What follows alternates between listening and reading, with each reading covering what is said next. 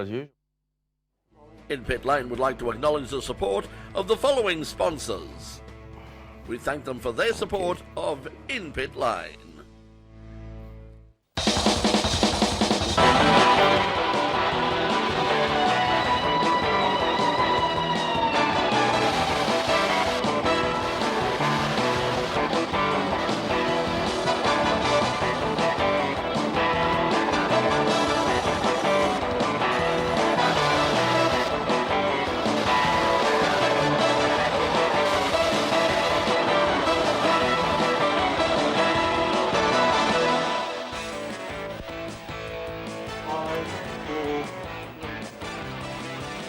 Hello everybody and welcome to another edition of In Pit Lane. In fact, it's our final studio edition for 2019. We've got some big news coming up a bit later, so stay tuned for the final segment of the show and we'll tell you a bit about the future of this program, at least in the short term anyway. Now, coming up a little bit later, joining me at the desk as per usual is Craig Lanigo. Doc is with me again, and also on the other side, we're joined by Australian international racing driver James Allen. We'll be talking with James a little bit later about all things European Le Mans Series, World Endurance Championship, IMSA, his drive at TCR drive at the Bend, all sorts of things a little bit later on in the program. Look, we'll get to that in a moment because we've just got to go straight now to the In Pit Lane Motorsport News.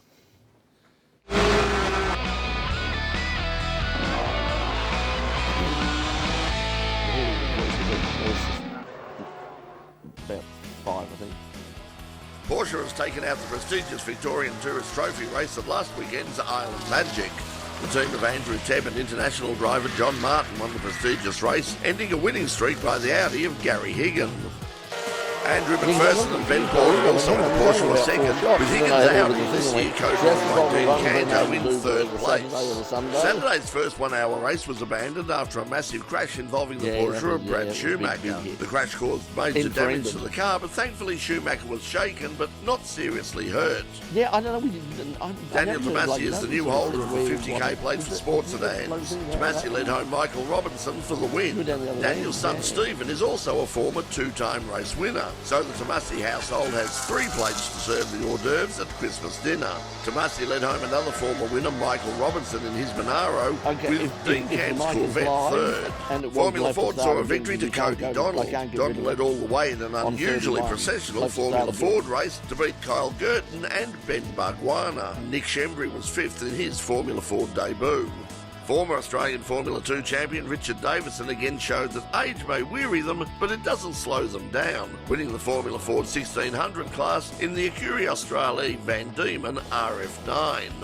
Another Phillip Island Formula V thriller with Davin Field leading the way for the win. Reef McCarthy and Heath Collison filled the minor placings, with the first 7 cars crossing the line separated by less than a second.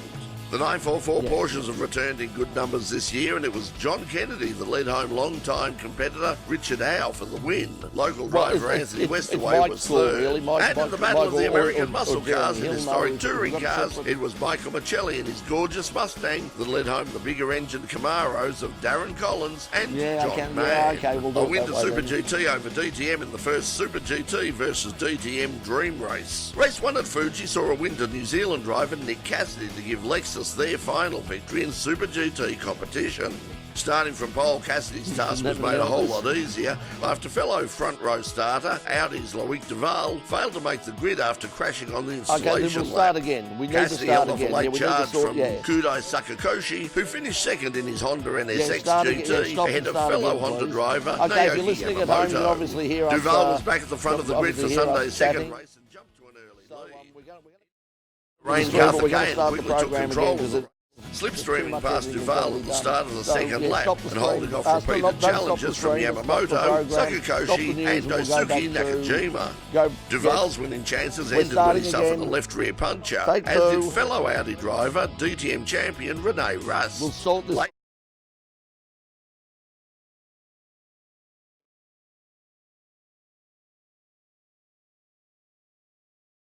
Or on Facebook, we just obviously got some audio issues that we've got to sort out.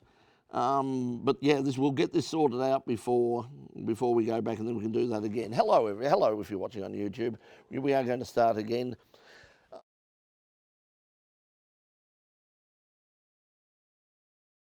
in from hell.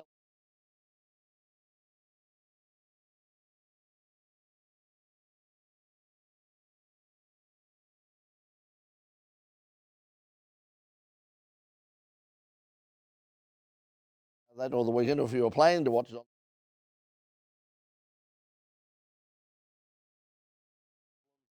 so beyond everybody to solve, they eventually had to unfortunately cancel the meeting. So that was very disappointing. But yep, yes, Peter. The audio is down. It wasn't coming through there. So Okay, so can people at home hear me or not, or what's? can people at home hear him?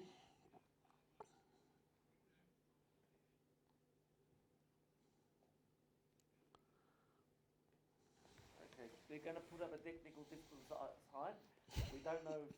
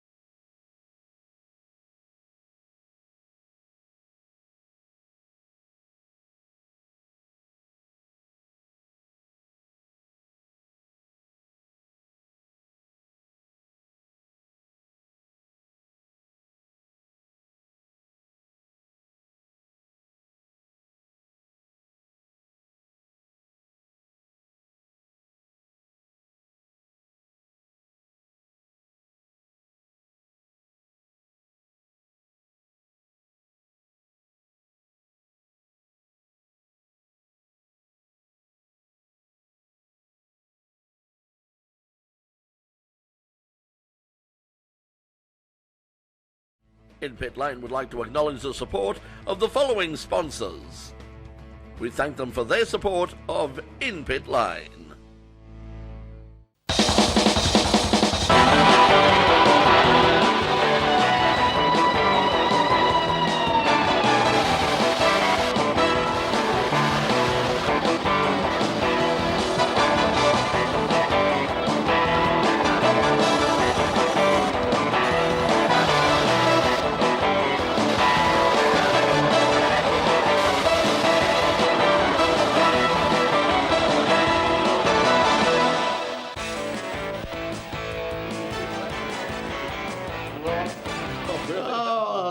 see here, people. Move along, nothing to see here. Welcome to the final edition of In Pit Lane, our final studio edition for 2019. Joining us on the program tonight, a little bit later on, we're going to catch up with Australian international driver James Allen. We're going to find out all about his time in the European Le Mans Series, the World Endurance Championship, IMSA, and all sorts of things. Also, of course, joining me as usual, sitting alongside me, is Craig Lanigo. Doc, welcome back to the show. Oh, thanks, Brett. Big weekend for motorsport across Australia, wasn't it? Some of it hit some heights, some of it hit some lows. Yes, well, perhaps the less said about some of it, the better. But we might as well tell you what did happen, and it certainly happened here down at Phillip Island. Doc went down to Phillip Island and waved a camera around. Let's see what he found as we give you the In Pit Lane motorsport news.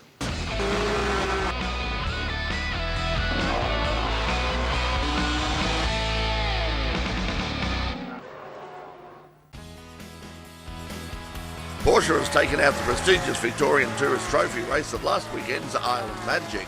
The team of Andrew Tebb and international driver John Martin won the prestigious race, ending a winning streak by the Audi of Gary Higgin.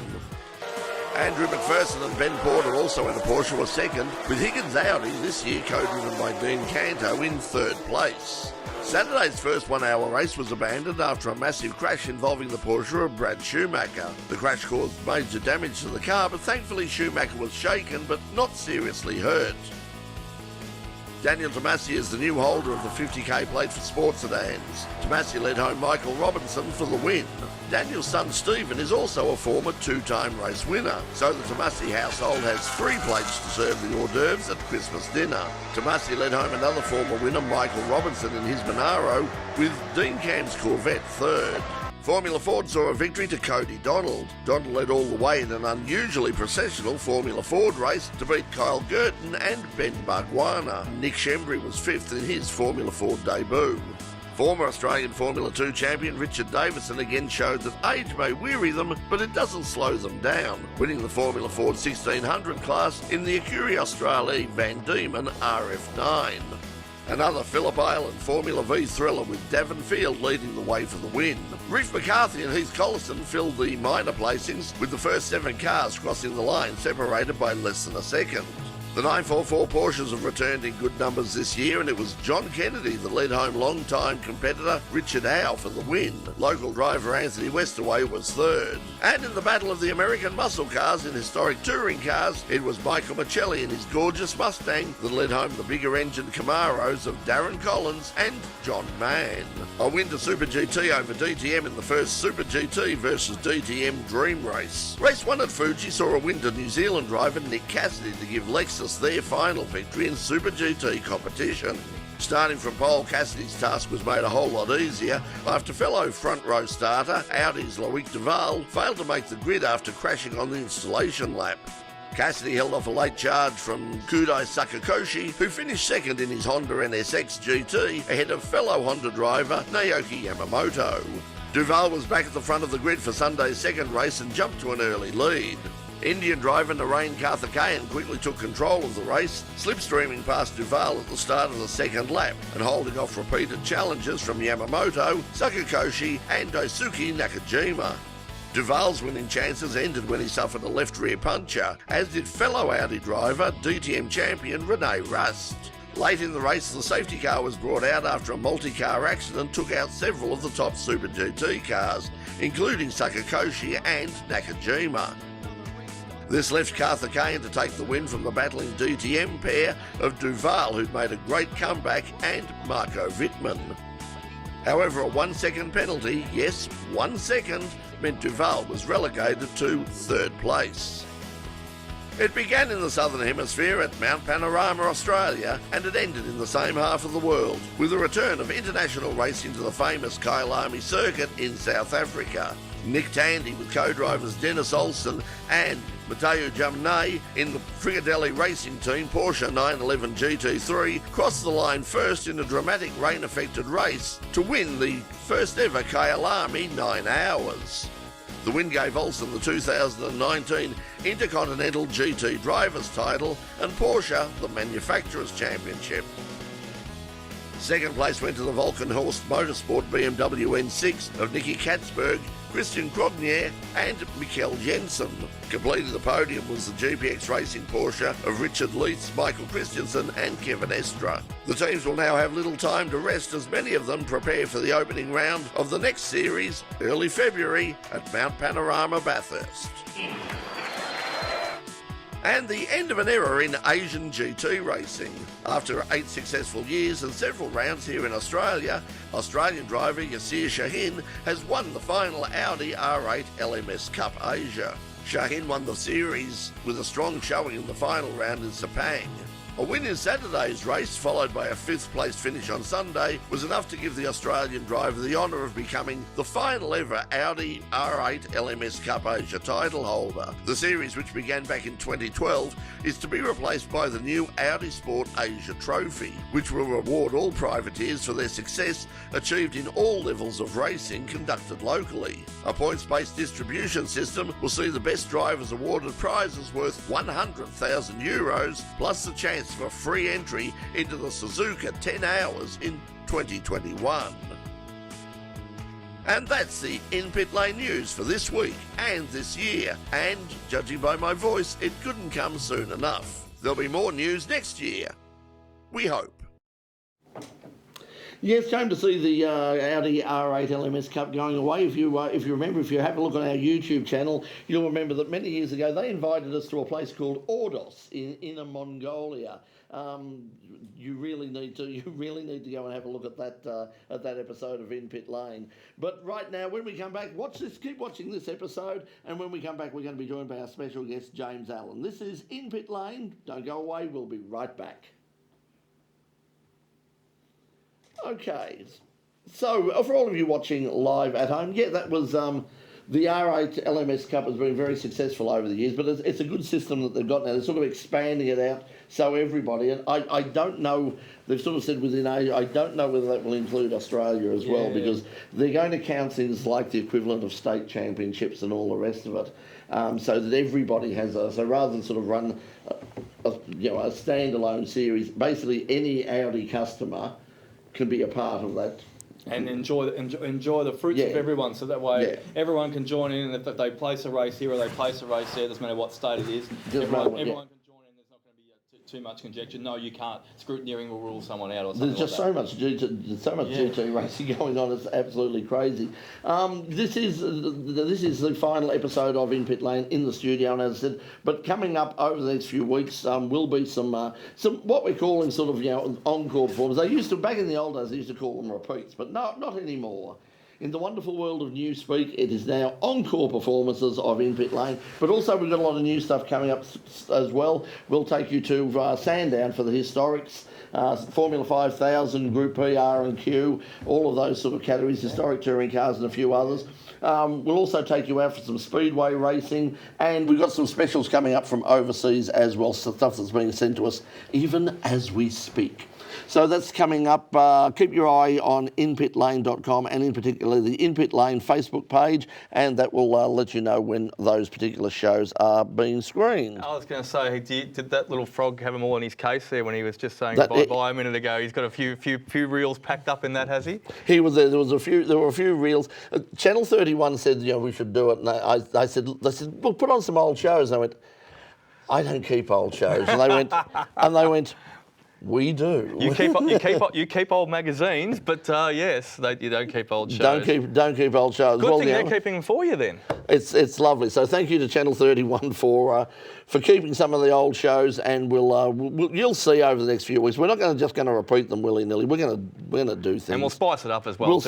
With some new stuff as well too. As you said, we'll get out and about on summer. We can't go on vacation and sit on the beach forever. You'll end up like don't say that. You'll end up like I would really like to go now instead of go on a vacation and sit on the beach. Yeah. Anyway, before I run out of voice completely, let's go back to Channel 31, and we can have a chat with our guest tonight, James Allen. So when you're ready, Pete. Coming in on camera 3, 4, 3.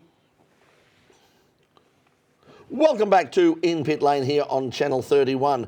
Well, if you've been watching the program over the last couple of years in our coverage of the European Le Mans Series, the World Endurance Championship and other great sports car races, you'd have heard the name James Allen. James is a local driver who has really made it very big in the world of sports car racing overseas. He's probably the most successful Australian racing driver that a lot of you have never heard of. He's also still very, very young. It's absolutely disgraceful. We'll find out what he's doing, not just what he's done this year, but what he's planning for the future. As we say, welcome to In Pit Lane, James Allen. It's a pleasure to be here, Brett. Thank you. Now let's talk about this year. How did this year go? You've had some good successes. Yeah, no, it's been great. I had a few fastest laps this year. I obviously had the win in the first round at Paul Ricard. We definitely had good pace all throughout the year. It's been really good. I'm going to ask you about Paul Ricard because I've been watching it for years, never actually been there, never seen it. You look at it on television and you look at it and you think, how the hell do you find your way around that place? Is it as difficult as it looks, or is it very straightforward? I'd say it's quite straightforward. I mean, obviously there's blue lines everywhere to kind of tell you where to go, but yeah, I mean it's all tarmac everywhere, so a lot of people definitely go out wide and there's really nothing to hit. It's just like going to Phillip Island, just follow the blue line, exactly. Isn't it? And it's really like there's not a whole lot of rules when it comes to racing either. A lot of people go, like I said, go outside the track and sometimes cut inside when they're feeling a bit daring. It's a bit crazy, but at the same time, not a lot of cautions happen because no one really hits each other. Okay, so you're not looking over your shoulder all the time then? Not really, no. It's usually, I mean, if you think there's going to be contact, you just go out wide. Does that change the way you race and how you feel about the race? When you're at a venue like that, where it's just, you've got so much room and that element of danger, whether it's personal danger or danger to the car, isn't there, does that change the way you feel about the race and about the track? Yeah, definitely, 100%. I mean, everyone is definitely a lot more daring at Paul Ricard than they are at any other racetrack because they know, again, they can just go out onto the tarmac if something goes wrong. I mean, I had some passes. I made some overtakes that my team and my driver coach said maybe that wasn't such a good idea. But yeah, no, there's not really any sense of danger when you're driving at Paul Ricard. People would be interested. I mean, you've hit the highest level because apart from, we've seen you a lot in LMP2, but you have driven LMP1 as well, which is the principal, category in world sports car racing. And you mentioned a driver coach there. I mean, who is your driver coach and how important is it to have a good driver coach? So my driver coach is Guillain Boetti. He raced in Formula Renault 2 Litre when he was younger. He was French champion, I believe. For me, it was very important because I'd come from Australia. I was quite, I don't want to say old, but I was older than a lot of the drivers coming up to 2 Litre. I mean, a lot of young drivers were just turning 16 or maybe 15 at the time they were testing, and I was 17 at the time. So I really had to get up to speed quite quickly, and he was very helpful. So what was the pathway? I mean, when you moved into virtually the top tier of sports car racing, LMP2 and LMP1, how did you make that move from sort of the Formula Renault days into from karts through open wheel through there? What was the process? It was always the goal really to get into sports cars. I did a year in Formula BMW, then 3 years in doing a double program in Formula Renault 2 Litre, doing Euro Cup and Alps the first 2 years, then Euro Cup and North European Cup in my last year. And then halfway through my third year in 2 Litre, I tested with TDS in the old LMP2 car, the Oracle 5. And then from there, I just tried to get into a seat in LMP2 the next year. And it's been a breakout year for you this year. As Brett was saying, you've had podiums, you had fastest laps you mentioned as well too, and you've won over there as well too, and you had that breakout LMP1 drive as well too, a bit of a surprise. You must put a smile on your face and you think, we'll come back to Australia and just drive a TCR car. It must feel like driving a car again, like child's play, wouldn't it? Yeah, definitely. I mean, the LMP1 drive it was a dream for me to race LMP1. So to get that call up was a massive surprise. You didn't even have a simulator to practice on, I read as well, too. I just had one test day at Nagaro, which a track really isn't suited for an LMP1 these days. And then, I was off to Fuji to race the 6 hours. It was really quite a surprise. Congratulations. Now, it's just as important off the track to do as you do on the track with the training. Like Brett said, you've got a coach as well, though, too. What do you do off the track? I noticed you do a little bit of cycling, and you're a WA native. Do you follow a footy team over there as well, too? And a bit of a triple barrel question there. I don't keep up with a whole lot of sports, to be honest. I mean, I follow the Freo Dockers because that's just how it's been ever since I was growing up. You're an AFL fan, yeah? Yeah, 100%. Yep. I mean... Training off the track for yourself, what do you have to commit yourself to? I mean, I usually do quite long stints of cycling during the week. I mean, I have to keep concentration up for a long time. The LMP2 cars and the P1s as well, as far as physically tough to drive, they're not that rough on you. Like, I mean, they're built to keep the driver as comfortable as they can for a long 3-hour or maybe even 4-hour stint. Well, let's face it, you're almost lying down, aren't you? Just about, yeah, and you have an air conditioner. It's really quite pleasant. But yeah, so just mental concentration is really the big thing you need to work on when you're driving a car like that. So just a lot of cycling and cardio work is really the big thing. So that's what's happened sort of in the past. The important thing is the future. 2020. Do you know what the plan is now? Are you settled with the team as yet? Not quite yet. I have just recently found out I'm being upgraded to gold status as a driver in endurance racing. So my situation really has changed. And you would think that would be oh boy, I'm going to say, but that can cause problems, can't it? Yeah, definitely. I mean, it definitely can cause problems. I mean, me being a silver in Dragon Speed this year was definitely a big help because I got a lot of driving time, and so yeah, I could do most of the race because of the allowances in driving time. Now, as a gold, if I have another gold teammate, I'd have to possibly be relegated just to one stint, which is definitely very limiting. Yeah. So when do you think you'll know about what the plans are? Because the series, it's very hard to keep track with the way they've got the WEC now straddling sort of a couple of years in ELMS. When is the test for ELMS, and is that your focus, or is there more WEC opportunities on the way? I think for now the focus is ELMS. I mean, it's very competitive in LMP2. We'll definitely have to make a decision quickly because they will announce the teams for Le Mans very early next year. So, yeah, I'm going to focus on that and then focus on Le Mans. Just quickly, Doc mentioned that you raced the TCR. You raced that at the Bend. The Asian Le Mans series is going to run in January at the Bend. Yes. How do you think those cars will be suited, and is that something you might be interested in picking up a drive for? Possibly, yeah. It'd definitely be a good track for the LMP2. I mean, the S5000s were there and they look to be very comfortable on that track. So. Is that something that interests you as well? Possibly. Especially at Albert Park, yeah. Yeah, I mean, it definitely looks quite interesting. I had a look at them when I was racing TCR at the Bend. They look like quite a fun little machine, yeah. Well, good luck for the future. I mean, it's probably anybody who watches the program would well know that I'm a huge sports car fan and a huge fan of Le Mans. Congratulations on Spa this year as well too. Yeah, congratulations on your career in general. It's been terrific. Stay with us for the moment, but right now, James Allen, thanks for joining us in Pit Lane. Thank you. We're going to take a break and we're going to come back in just a moment with not only wrap up the year, but also music from Paul Lewis Villani. Don't go away. We'll be right back. Okay, if we can, Paul can wander in around the back there and set up, and we'll get a bonus for all of you at home. We'll get a bonus track from. Hey, check your mic. Was it? A lot of rustling, yeah. Oh, really? Right.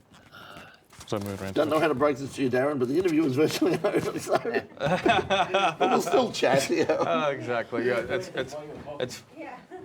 I was going to say, Paul, you've got your cord hooked in. That's right, deliberately hooked in your. That's it. Yep, that's right. The way you wanted it. Cool. I thought you might. So we'll let you settle in. So yeah, what did you think of the 5000? I mean, did you have a good look at them? Do you think it's a concept that could work? Possibly, yeah. I mean, it's. I don't know. I don't think it'll become a professional championship, but I mean, I had a look at the cars, and I know Tom Randall and Anton Di Pasquale, and they said it's a fun car to drive. Yeah, g'day, Tom. I'm sure Tom's watching. Tom's a good mate of ours. Dropped in earlier this year. He did, yeah. Yeah. I mean, there was not really a big diffuser on it, not a whole lot of aero. That they said was to make it easier for them to follow and race and stuff.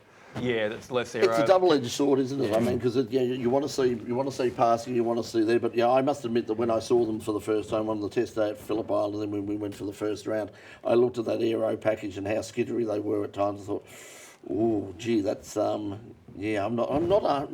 It's great wonderful to watch. Sport. Yeah, great spectator sport. Yeah, it is. It is definitely a fine balance as well, isn't it? Trying to trying to find good racing. Speaking of aero, just back to the prototypes.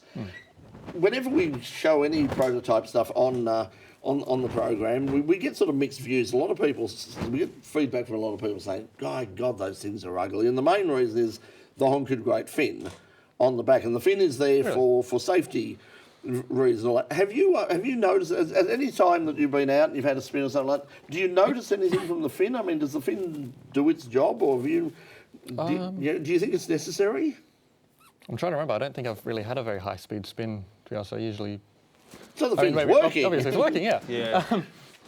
And also I've never driven a car without the fin either, so it's sort of hard to make a comparison. I've never really thought about it. We'll have to ask our friends down in Iora with the wingless bloody speed cars. Some of them winged, some of them wingless, aren't they? So I have to ask them what the differentiation is. Yes, but certainly. I mean, I don't like the look of the fin, but when you saw the crash Alan McNish had at Le Mans a few years ago, that could have been really, really horrible. I really do think that fin not only saved him from it, but it probably saved the lives of a few spectators as well. It was very obvious when he got sideways that fin helped make that less of a major accident than it was. Okay, well, we're going to got some bonus music now for all of you watching live on Facebook and YouTube. We've got Paul Lewis Villani, and if you want to see Paul in action, he's on December 7th. He's at the Open Studio in Northcote. He's got an album coming in January of next year called Pieces of Eclectic. And of course, if you'd like to catch up with some of his music is on Spotify, Apple Music, SoundCloud, and he's also on the web at paullewisvillani.com.au. There you go. It disappeared very quickly, but right now you're going to actually hear from Paul, and he's going to play us back into the next segment with the song "Glorified." Paul Lewis Villani.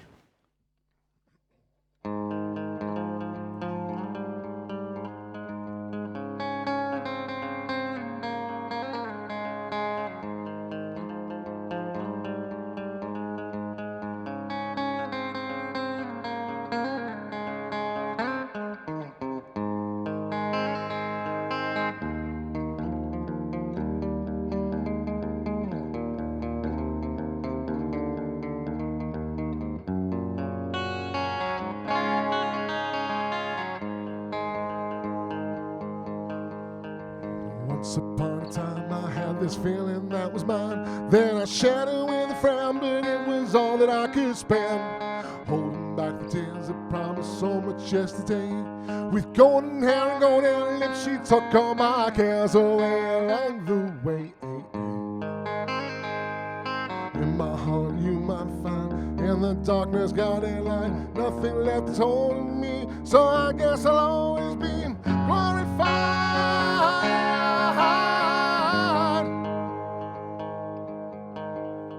This journey that I'll take with all the blindness that it makes, and all the fears that will prevail, across the seas that I will sail.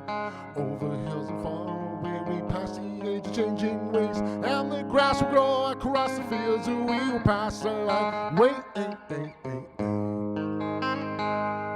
in my heart you might find, in the darkness guiding light. Nothing left is holding me, I guess I'll always be glorified.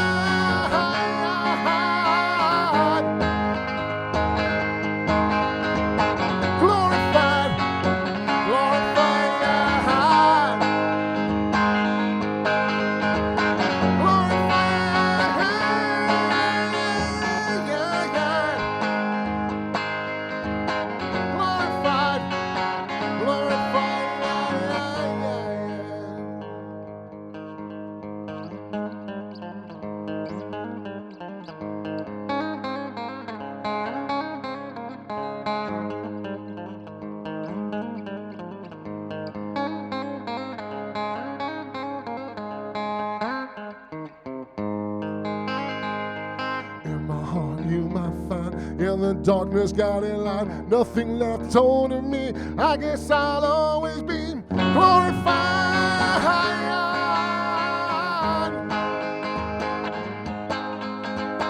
Glorified, glorified.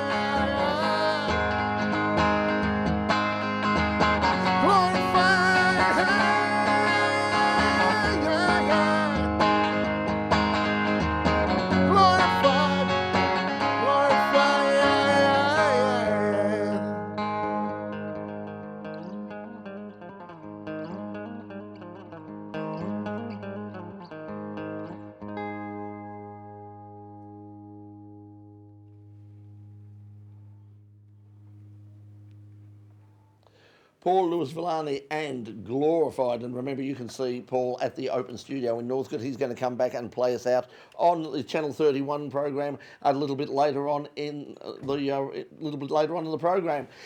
You might remember when you were on last. It was about a year or so ago.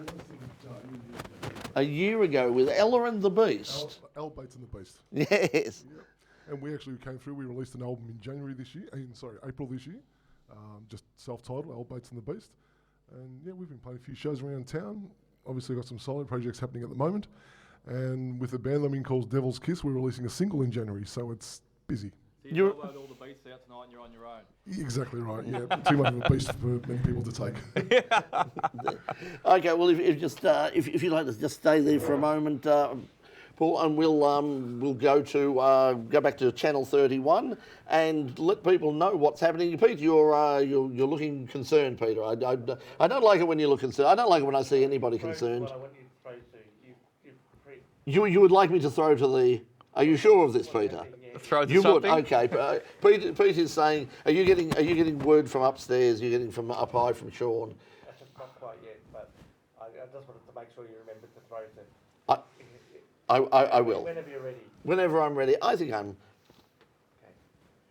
So No, I'm just not feeling it. No, I'm not the vibe. You feeling? I'm feeling the vibe. I don't think I can't. You feeling the vibes? You feeling the vibe at all, James? I can't see you feeling it. 3 on each.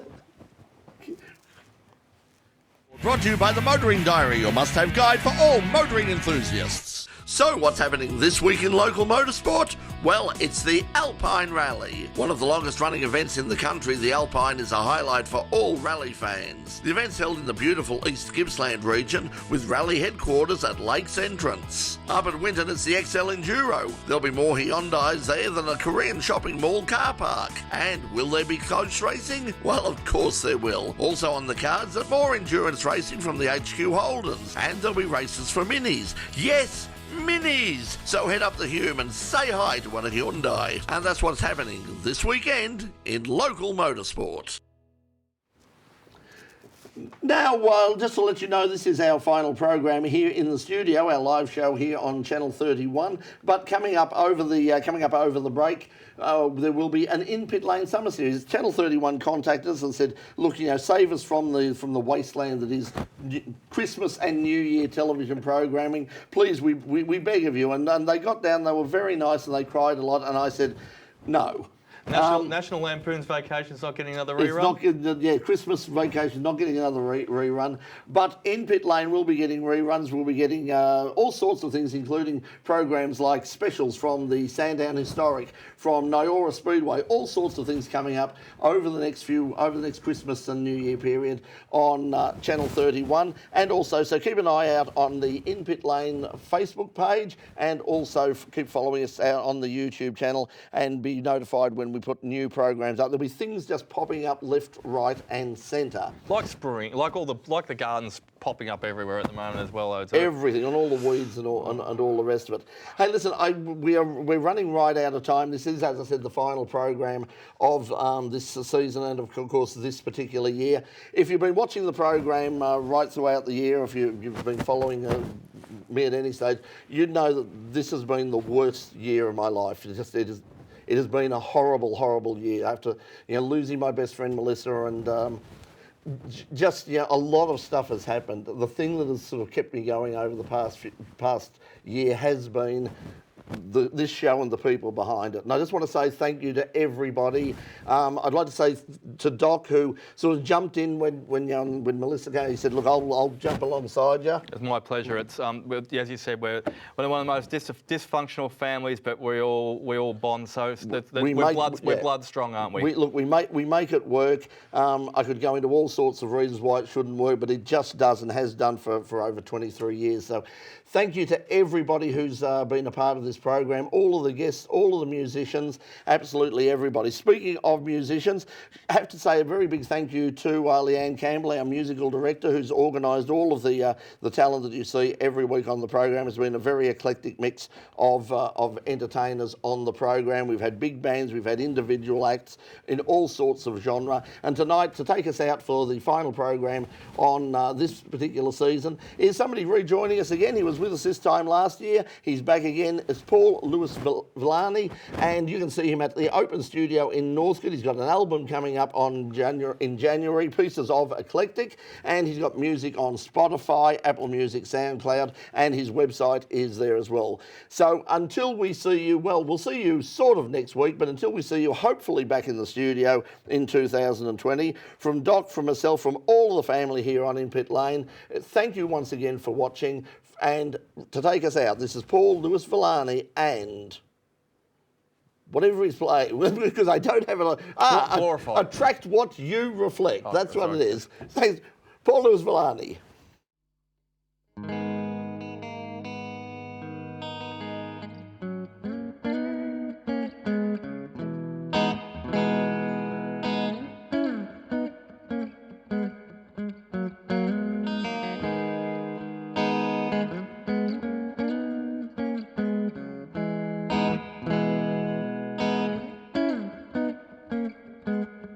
She's got a lot of love. I can't smell believing.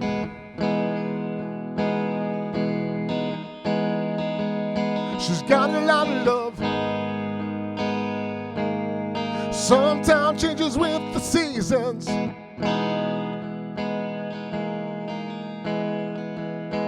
a fool of me.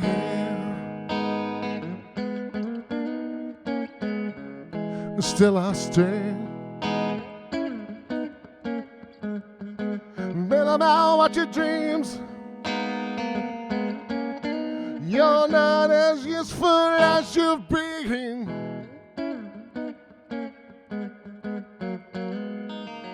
So I tell her that you attract what you reflect.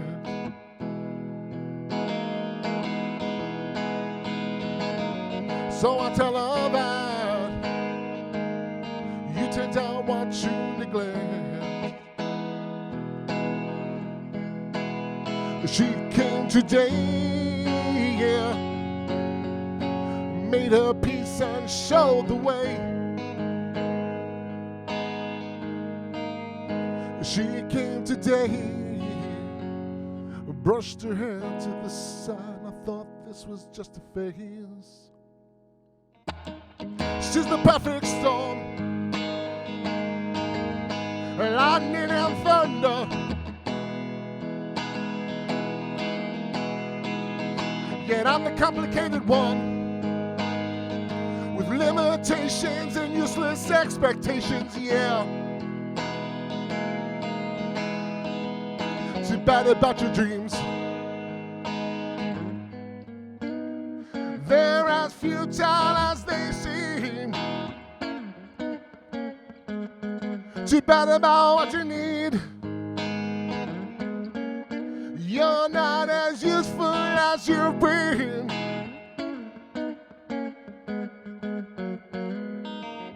So I tell her that you attract what you reflect.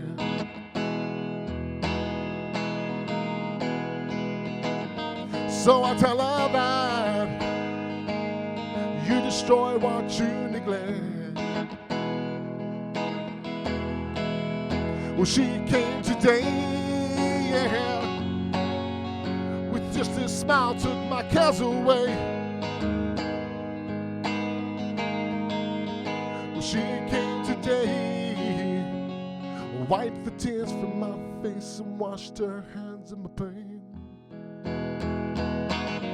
So I tell her that you attract what you reflect.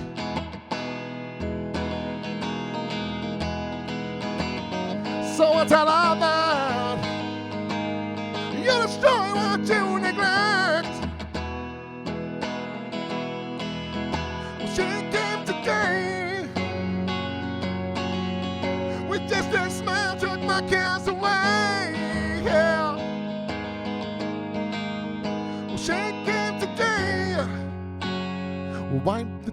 from my face and washed her hands of my pain.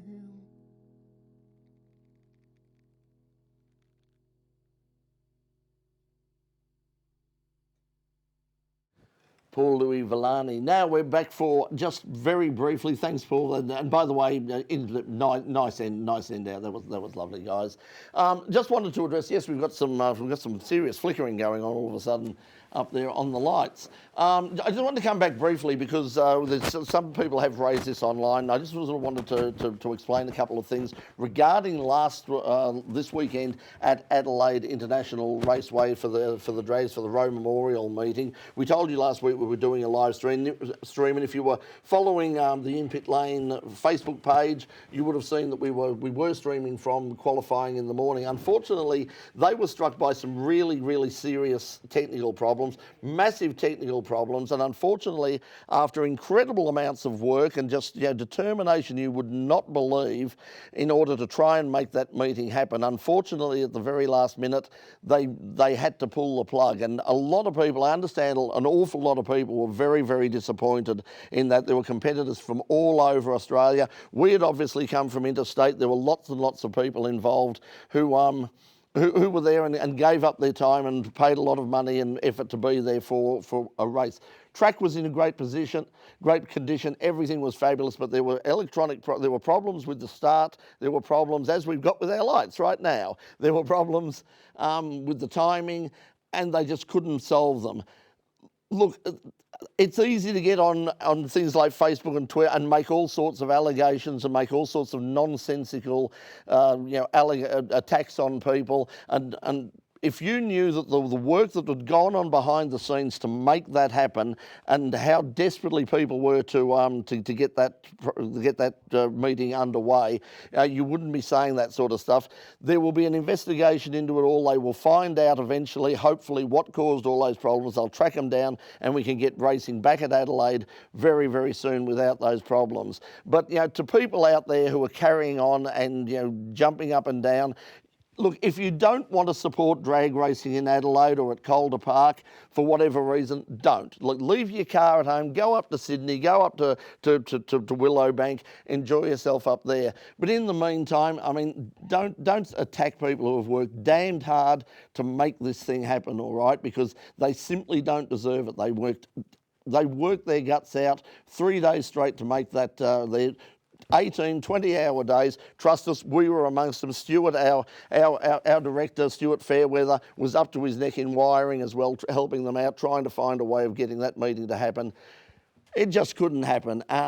But yeah, I just wanted to come back and say that because there has been a lot of really nasty stuff floating around on social media that is just simply not warranted. And if you want to say that sort of stuff, it's easy to say it behind a keyboard. If you want to say that sort of stuff to me, come up and say it when you're in hitting distance, all right? Then there's no excuses, okay?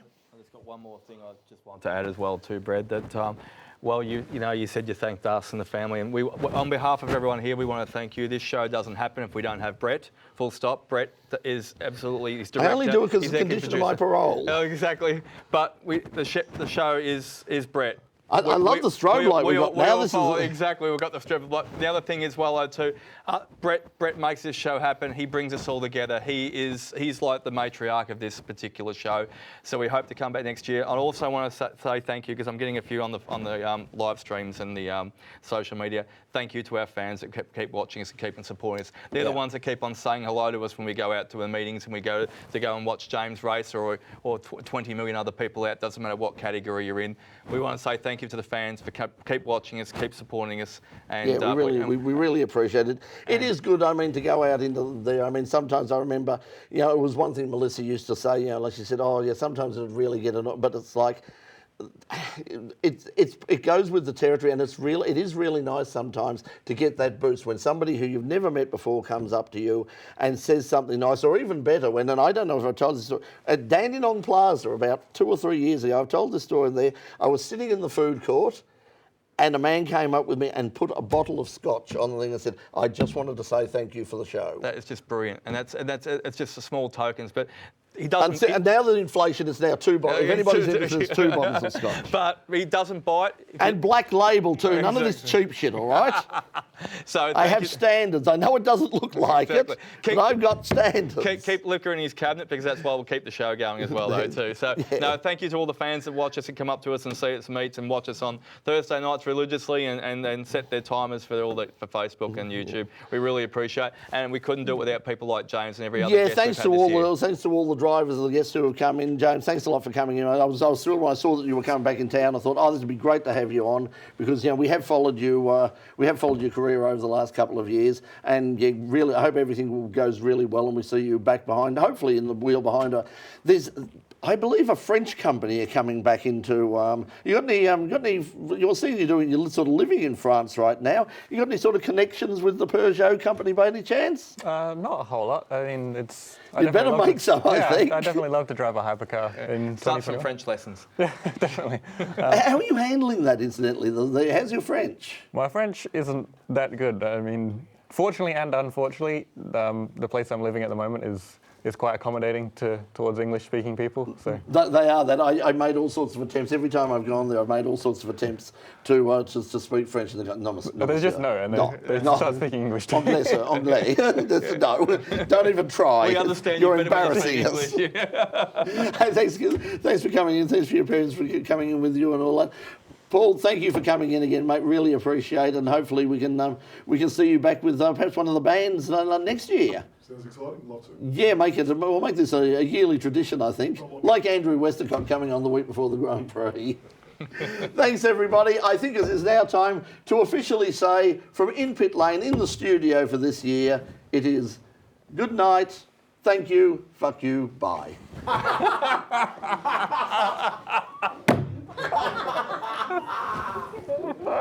Yes, that was the award-winning moment.